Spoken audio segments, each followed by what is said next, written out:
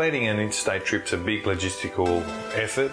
There's a lot of planning that goes in place. There's catering, transport, there's staff to plan and making sure the players are happy when you do go interstate. The planning starts weeks out, the detailed planning, and the overall planning for all our interstate trips start the November and before. There's a lot of property and equipment that goes up when you play interstate. We'll fill the back of our truck full of boxes, and these boxes can range from boxes that weigh from 5 kilos right up to heavy ones that may be 20 or 25 kilos for equipment. And that equipment includes our game day equipment, the equipment we need for our trainers, so massage equipment, physio equipment, and computers that the coaches use as well. I'm the senior property steward at the Essendon Football Club, which I've been doing for nearly 24 years. We've got a truck that we load up with everybody in their various departments. We have a sheet which I've made up with everything on it that we need to take, and then as we do it, we tick it off, and that's when it goes on the truck. We take this case. This is the Bible. Without that, it makes it a bit hard because not everybody can memorise what I've got up here. They're in early packing. They pack the truck, get it on there, unload it once they get there, distribute it once we're there interstate. After the game, they're packing it all up again, getting on the truck, getting back to the airport, and they're always the first there and last to leave. So they do at times a thankless job, but we always appreciate what our property guys do with regards to shipping the equipment that we need on match day. Typically when we play interstate, a massive group that goes up, it's made up of the team that's going up and playing, plus 1 or 2 emergency, number of staff who go up. So there's some staff who will go up 2 days before, typically trainers, and your operations, your logistics staff, so we're moving all the equipment. On the day of the game, then you'll have the rest of the staff who support the team on every match they go up. Yeah, so what we try and do, we make sure that all the big guys have the aisle, and we try and make sure all the players have an aisle. We can only do so much. Yeah. We put little guys like Travi in that, they can go anywhere, so it doesn't really matter. There you go, put you in a little seat for a little fella. Thanks, mate. No, mate. Appreciate it.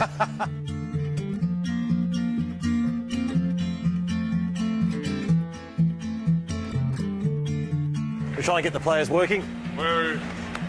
It's a good right-hand man to have.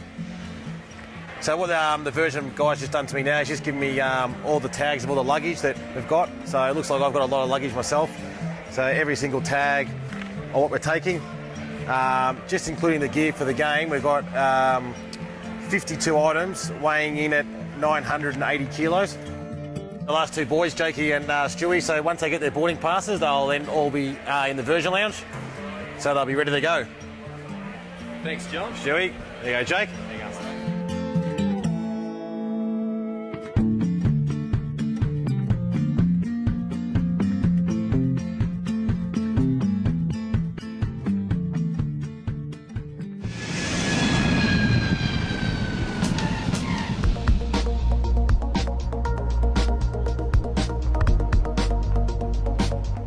Just arrived in Sydney, about to grab our bags, jump on the bus and start our prep at the hotel for the game tomorrow.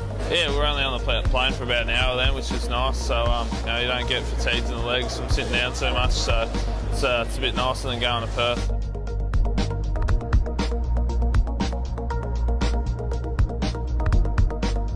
With our whole squad that goes up, including staff, obviously we have to put them up somewhere. We organise those room listings probably a couple of weeks out. We send those room listings, including our catering requirements, to the hotel, and we liaise right up to game day.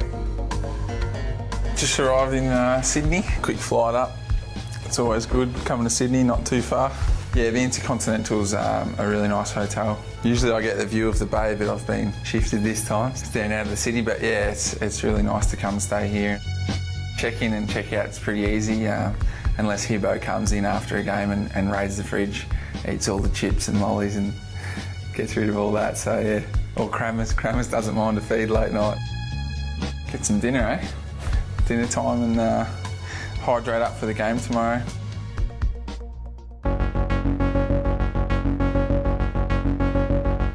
We have a dedicated room, like a function room within the hotel, where we'll have our breakfast, lunch and dinners, and so the players know that's where they go to for that.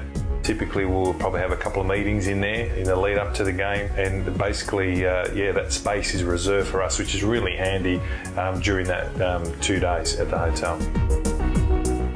This is the snack bar all the boys will tuck into in between dinner.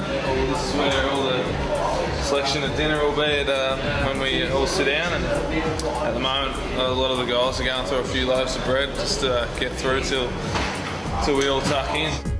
One thing that's really important for the players is to have access to food 24 hours. So we have an area set up where they can just do quick, easy snacks like toasted sandwiches, muffins, yogurts, muesli bars. So those are the things they have access anytime they like. They're not in their usual structure where they're not doing all the training they normally do when they travel interstate. There's a lot more time on their hands, so they probably eat more regularly. Whereas when we're training down here, it's the opportunity sometimes to eat that's really difficult. Most of them should be spreading their meals across the day. 6 or 7 meals is a better way to go than great big meals. So we have together templates that we pretty much use at all hotels, and they're really based on familiarity for the players in terms of the foods they would normally eat. A little bit of variety, so if we're there for 3 or 4 days, when we travel to Perth, we wouldn't serve spaghetti bolognese every night or every meal. So a little bit of variety, but meals that we know the players will really like and eat.